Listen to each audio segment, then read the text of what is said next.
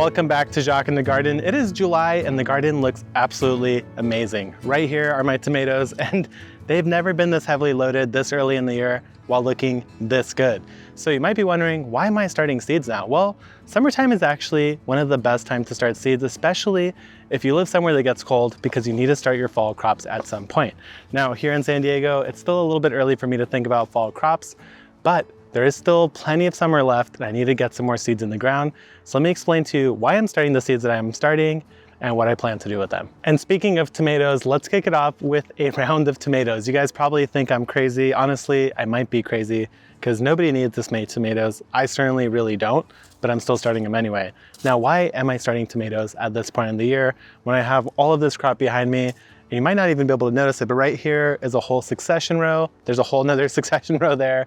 There's tomatoes everywhere in my garden. But if you don't start more tomatoes and disease hits your plants, then you're not gonna have any tomatoes. So for me, personally this year, what I've really focused on doing is starting every plant that I have growing at least once or twice more every month or two. So by doing this, I am now doing succession cropping of these plants. Here in San Diego, I could grow my tomatoes outside all the way up till basically December. So I still have a solid 5 months of pure tomato growing season. Now, the bigger the tomato is, the harder it's going to be to produce it in the wintertime. You need a lot of light to produce large tomatoes. So a lot of these are going to be small. So let me give you the breakdown and get these seeds in the ground. I'm going with some more sun golds. I can never have enough sun golds and I want to make sure that I have plenty of them throughout the rest of the summertime. I don't know what it is about it, but sun golds in my garden tend to get the most disease earliest and tend to suffer the most earliest. They still produce a lot, but they never look that great. So I have a backup of sun golds. I also have 2 dwarf tomatoes. I have Fred's tie-dye and then dwarf Hannah's prize. Both of these are described as being very delicious. They're dwarfs. So that means that they will cap out about 4 to 5 feet in height. And I'll probably put these in as container tomatoes, something in a 15-gallon grow bag, just to give me some more slicers through the end of summer. After that, I have one true large tomato, and that is the Cherokee Carbon. This is one that has really surprised me. It's done really well this year. In fact, that second plant over that's fully covered in those dark-looking tomatoes, that's all Cherokee Carbon. They've been really good. More reliable than the Cherokee Purple, the standard variety. This is a cross of Cherokee Purple and Carbon, and it still tastes delicious. So I want another round of those just to have some more slicers later in the season. And then I have a couple more cherry tomatoes and a bush tomato. I have Super Sweet 100. This is one that everyone keeps telling me about. I haven't grown it before, so I'm gonna go ahead and start some of those.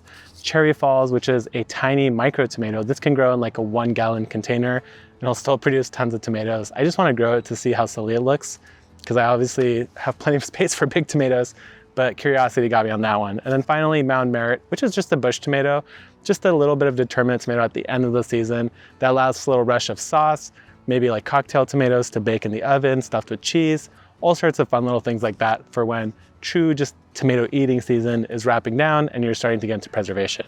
So I'm gonna get these guys going into the seed cells. Nothing special here. In summertime, things just wanna grow. So I'm gonna just go ahead and throw 2 seeds in each cell, or maybe even 1 seed per cell, and only grow 2 cells of each tomatoes. So if you see here, what I did is I put a tag lined up with a 2 cell in front of each one.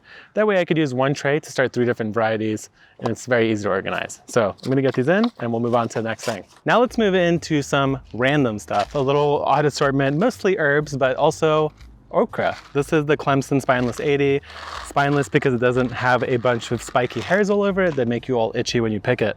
Now I do have some okra in the garden, but last year I had the same amount and I did not get enough to even really have a dish at the end of the day for like dinner, for the family. So this year I'm growing a second batch on the off chance it's just not hot enough this year. Last year it just really never truly got hot. Personally, I couldn't complain about my personal feeling because that was amazing, but the garden hated it. So this year, just in case, I took note and I am starting a little bit extra so that I could actually get enough to make a simple meal. Now I'm going to be putting some basil in next. You might be wondering what is with this variety of basil. It's called Lehigh Prospera Active DMR OG. So crazy name, but the reason why I'm growing this is DMR, which is downy mildew resistance. If you don't know what downy mildew resistance is, then consider yourself very lucky. It's something that lives in the soil that makes these like weird, kind of like sooty looking black mold on the back of your basil leaves, and then your whole plant dies. And it of course kills the vibe. You're eating the leaves, so if they're covered in black mold, it's not really fun to eat. So I've switched to growing downy mildew resistant varieties. They come from Rutgers, I believe, the university, and Johnny's carries a lot of them, so I always just go with that. Every time, tastes good, still tastes like basil, and it's delicious. Now, in my hands here is a very weird one. This is cumin.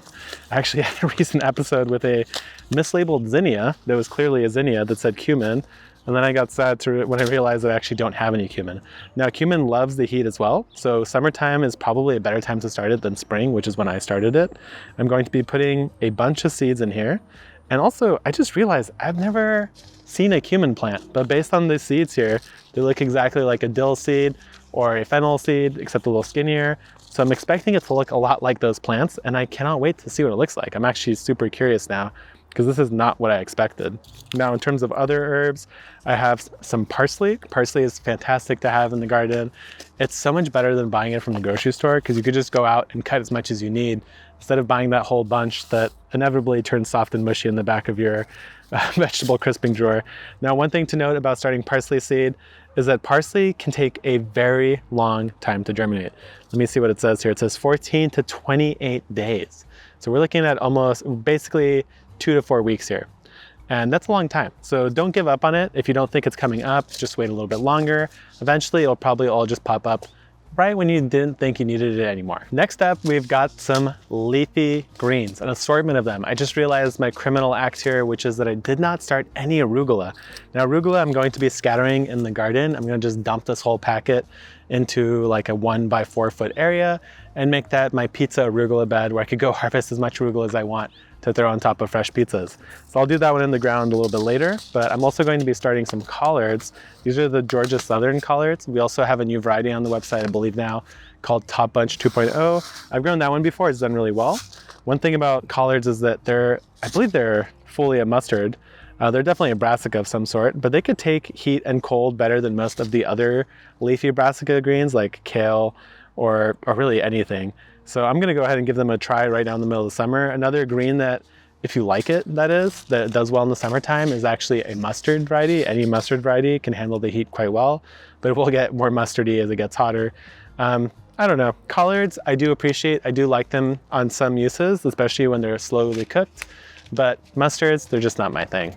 Now, one thing though that I am excited about is actually what's in this weirdly labeled seed packet here. You might be wondering why I have this plain white label. Well, this is experimental seed. Experimental seed meaning that it's seed that I got from our seed company, Botanical Interest, because we were trialing it. And now the trial has officially passed. It is now available on the site with better art than what I'm showing you here, of course. And this is the same chard that I've been talking your guys' ear off since day one. The Italian chard that I've been growing for a long time. This is called Perpetual Spinach. It's a green chard. It has a very similar or basically exact same taste as the other one. So I'm gonna be growing it out through the summer as well as the winter time to see if I like it just as much as the original one that I've been talking about all these years. But if you guys have been wanting to try a nice green chard, I highly recommend you guys try it. We have trialed this for at least about a year now in other gardens, and it does well. The last thing in terms of leafy greens I'm gonna be starting here is actually a bunch of lettuce. I chose a couple varieties that could tolerate heat better than others. The first is the Salad Bowl blend. It is one that's a mix of different seeds. Then we have the Marvel of Four Seasons, the black-seeded Simpson, which is like another loose leaf head style. And then two of my favorites here, which is Paris Island Cose, which is basically just romaine, and Little Gem romaine. Now, all of these can handle some amount of heat, but a couple things when it comes to growing lettuce in the summertime. Lettuce seed does not germinate well in the heat, so you don't want to put this in a greenhouse, you don't want to put this in direct sun even. Maybe you put it somewhere that's a little bit shady where you could protect that seed to make sure that it actually germinates. Now, when you do have it germinate, you're also going to want to plant it somewhere that gets partial shade. You could totally grow lettuce in the summertime. You just have to be smart about it. You have to put it somewhere where it's not the hottest part of your garden. Actually, what I have over here is a row of tomatoes, and then behind it is a row of lettuce. And that lettuce is essentially in full shade right now, because as the evening sun sets, it'll cast its shadow down this way, giving my lettuce plenty of shade in the hot afternoon, evening, allowing it to grow in the nice cooler morning. And I'm actually getting some good looking lettuce back there. So I'm definitely excited to start some more, because I hate buying lettuce from the grocery store. It's so expensive for something that's generally pretty simple to grow. We got all the leafy greens in, and now it's time to move into some big chunky seed. Let me dump a little bit of this extra water here. So what we have here is some true summer classics. Now I have a couple different watermelons and a couple different melons, as well as other things. Let me give you the reasoning for why I chose the ones that I did. First of all, we have a Natsuwa Koko, which is a watermelon that apparently is a short season watermelon. I decided to choose all my melons based on them being a short season variety because here in San Diego, as I mentioned, it doesn't really get that hot. It doesn't get that cold, but it also never gets that hot. And a lot of these plants really need heat for a decent amount of time to properly make that delicious fruit. So this one is one that could tolerate more sort of cooler conditions. Then we have Lily, Diplomat, and I thought there was another one, but these are both just melons, like think cantaloupe, think Chardonnay melon, but they are powdery mildew resistant. This is something that's been killing me forever. I get these wonderful melons, they look so good early in the season, and then they all get covered in powdery mildew and they die. And then I get really sad that I wasted all my time and had all these dreams about these delicious, wonderful melons straight out of my garden that I never got to enjoy. So one thing that's interesting that I learned along the way here is that actually watermelons have no powdery mildew resistant varieties. It does not exist. You cannot purchase it. Nobody's done it before. I'm gonna go ahead and start 2 cells of each of these. And we'll see if I actually get some melons, and I really hope I do, because watermelon in particular is easily my favorite fruit. I should actually mention why I switched to the 4 cell over the 6 cells. That's because I'm growing very vigorous, large seeded plants in these. So the watermelons, the melons, they're going to emerge with really big leaves, a pretty decent amount of roots, and then they're gonna fill that space up very quickly. You could totally do them in 6 cells. I've done it in the past, no problem. But in the summertime where water stress is a little bit more intense, I'd rather have that deeper soil bank here so I don't miss the window and actually have those seedlings get scorched if I just happen to miss watering on an extra hot day. So that is why I'm using these guys here. And I highly encourage you to do that for any of these more vigorous growing seeds. Now the next one is not technically a cucumber, but it is a cucumber because we call it one, and that is the Armenian cucumber. Now, if you live somewhere that's really hot, I'm talking hot like Arizona hot, Phoenix hot, Texas hot, those places, you could still grow cucumbers if it's this variety. I've seen a lot of people in Tucson, and I believe Phoenix as well, growing these guys in the middle of summer, and they do just fine. They are not technically a cucumber, but they smell like one, they taste like one, and they don't quite look like one, but they're so close that you could just call them a cucumber. And I highly encourage you guys to grow them. We've grown them before and we actually really like the taste. And we're not growing it because we have to. We're growing it because we choose to, because it's delicious. You guys weren't supposed to see this one. I can't tell you the name because it is another one of our trialed varieties.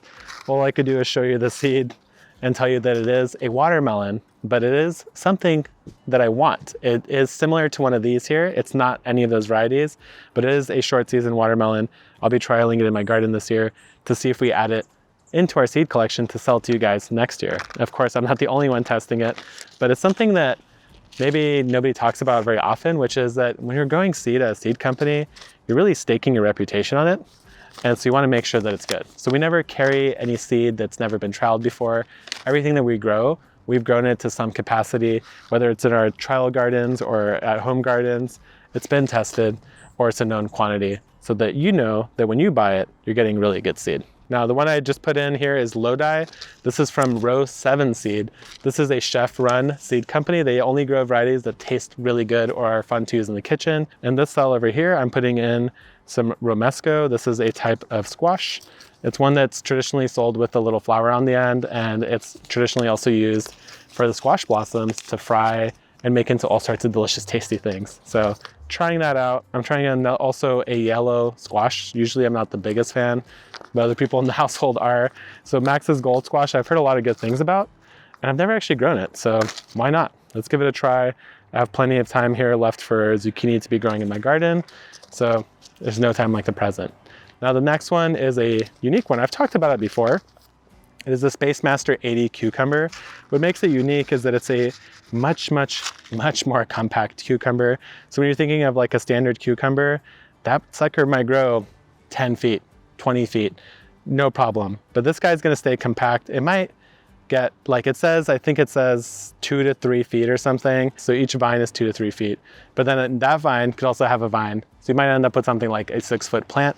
Either way, it's gonna be much more compact. It's great for containers. If you're looking for a container cucumber, this is the one that I would always recommend to you guys. All right, that was the last of the big seed for today at least. And now we're going to move back into some other things. Actually, there's probably a couple I'll put in here, but we'll get to that in a moment. So let me grab this next stack of seed here and let's kick it off with some herbs that I'm starting now. So the first up is summer savory. This is a Bulgarian classic. This is like our herb, like if Italians were to claim basil as theirs, Bulgarians would claim summer savory. Now there's winter savory, there's summer savory. They're very similar, but technically summer savory is the Bulgarian classic, also known as chubrica. So they're very small seeds. So what I'm going to do here is do my pack and pinch, and then I'm going to just sprinkle a decent amount. I believe this is a seed that requires light for germination, so you want to surface sow it, not bury it with extra soil, and that's basically it. It should grow really well in the summertime. Even here in San Diego with our super mild winters, it does die back in the wintertime. So it is a true summer annual, even for San Diego. So I have a whole 6 of that because I love it. I'm also going to be starting some cilantro. This is the long-standing Santo variety from Botanical Interest. It should resist bolting a little bit longer than a standard cilantro. But the deal is with cilantro is that even though we love eating in the summer, it will bolt in the summer. It likes cooler weather. So when you're growing the cilantro, similar to the lettuce, put it somewhere that gets a little bit of shade and it'll do much better and produce more leaves for you much longer instead of just flowers. Now, one thing I want to mention here is that every one of these seeds, this is coriander technically, that's what cilantro seed is, it's coriander. I take them and I pinch them until I feel them crunch, and then I put them in the ground. This increases the germination rates, I believe, substantially. I don't remember if they're technically multi-seeded, but the little crunch at the beginning there drastically improves germination rates. And I've had other people tell me it's helped for them as well. So if you've struggled with cilantro in particular, try giving them a little crunch and they'll probably germinate better for you. Now, speaking of row 7 seeds, when I was buying some of their interesting seeds like the Lodi squash and the center cut, I saw this one, which is called Delfino cilantro. Now, the interesting thing about this is that apparently it's like very frilly. I haven't seen an actual picture of it. I think it's gonna look closer to like if dill and cilantro had a baby, that's what it would look like. The seed itself just looks like standard cilantro, so nothing special there. But the foliage is very wispy. Apparently it's slow to bolt. They describe it as having a more citrusy flavor. And I believe the other thing that's interesting is that the stems are more palatable than the cilantro stems. Now, I still just chop up cilantro stems just fine, but some people don't like it, so we'll see. I'm actually very excited about this one. I've never grown a different looking cilantro. I've grown different types of parsley. So this is, for me, pure curiosity at this point. This is called sweet garlic. It's actually some sort of, I don't know if it's truly a hybrid or if it just tastes like a hybrid, but it's if you took a leek and a garlic plant, had a baby, that's the plant. So it tastes similar to a garlic and a leek at the same time. So I have that nice creamy, light, oniony, subtle flavors of a leek, but that nice, sharp, garlicky bite that we all love. So again, this isn't really the time to be starting alliums, but I am so curious about this. Even if I get a little bit, I just want to see what it tastes like. So I'm going to start some, not a whole lot, but I will be putting a couple of seeds into each cell. Hopefully I'll end up with like 20 plants, and I'll let you guys know if this is a winner. But I mean, how could it not be? Garlics and leeks, that's amazing. All right, that was the last of the herbs, and it is now time to move into flowers. And I honestly don't even know if I have enough space for all these. So I will be mentioning some of these. I'm gonna be walking around direct seeding. Some of them I will be starting in trays. So let's start with that. Let's go ahead and start with Cosmo Bright Lights. Cosmos are a great flower. If you haven't grown them before, they are drought and heat tolerant, so they actually are quite a good choice for the summertime. They tend to last for a long time too. I find that in San Diego, they'll even bloom sometimes in the winter time. So I highly encourage you guys try them if you haven't. They come in a lot of different types, different colors, different forms, different variations in the petal structure. They're a pretty fun plant. They're kind of like an underrated zinnia. Most people grow zinnias, but I think cosmos are also a lot of fun. They're taller plants in general. They have wispier foliage. They don't look as bushy and dense. And they do get powdery mildew, but since they don't have giant leaves, it's not as, in my opinion at least, distracting as it is on something like a zinnia. Now, I'm also going to be starting some marigolds. Now, all these tomatoes I started, they love marigolds as a companion. And actually, I still have plenty of room for marigolds around the garden. I have a couple sprinkled in there, but I need more. So first one is the favorite blend. Whenever I grow any marigolds now, I try to get the French marigolds because they have the most benefits for companion planting. The standard marigold, like the other marigolds that aren't quote unquote French, they don't produce the same root compounds that help deter pests like nematodes. So if you're looking for true companion planting style marigold, make sure it's a French variety to get all those benefits before you maybe try a different one and think companion planting is a waste of time. This is a proven thing that works, especially on nematodes.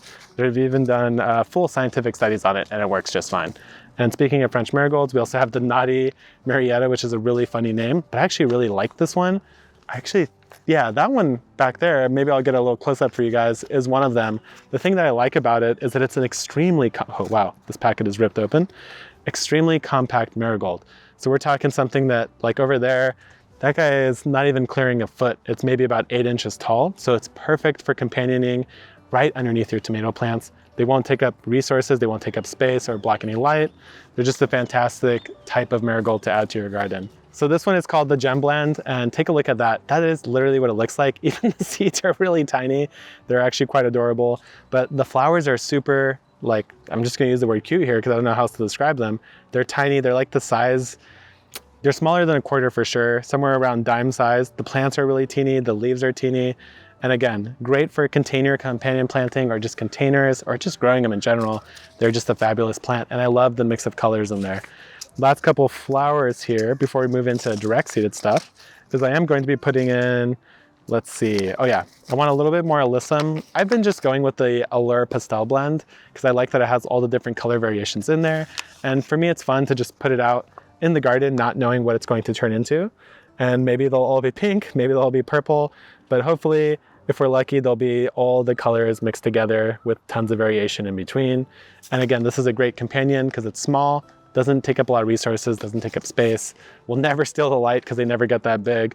So a wonderful plant that also happens to attract beneficial wasps to your garden to help pollination and also pest deterrence. Last one I'm going to be putting in here is a Queen Lime Zinnia. I love these things. Some zinnias aren't actually the best for pollinators, but they just look so beautiful. I love the queenie versions that have like color gradation that changes over time as the bloom opens. It's one of my favorite flowers, so every year I try to grow a couple of them because they just look amazing. Some flowers are for me, some flowers are for the plants, and some flowers are for the actual pollinators and insects in my garden.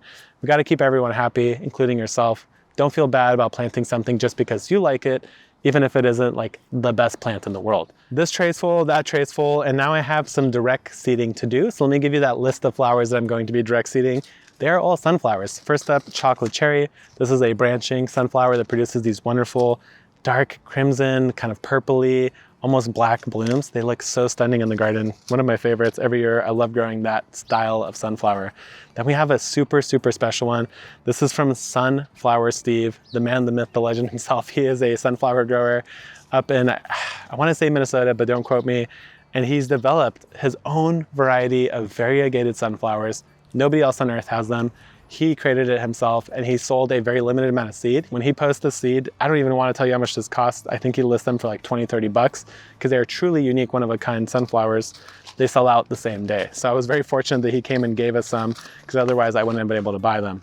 Then I have the sunflower, the mammoth variety. Whether I grow Mongolian giant or mammoth, I like them both. I don't ever do too many. I only do 1 to 2 to 3 max a year because they don't branch, they don't last as long. They're just not as satisfying for me. So this is one of my favorites this year, the vanilla ice sunflower. I'm not sure if it's even in frame anymore, but it produced a bloom that was about 15 feet tall with 30 to 40 actual sunflowers on it because it is a branching variety. I love branching sunflowers. They just provide so much more texture and contrast in the garden.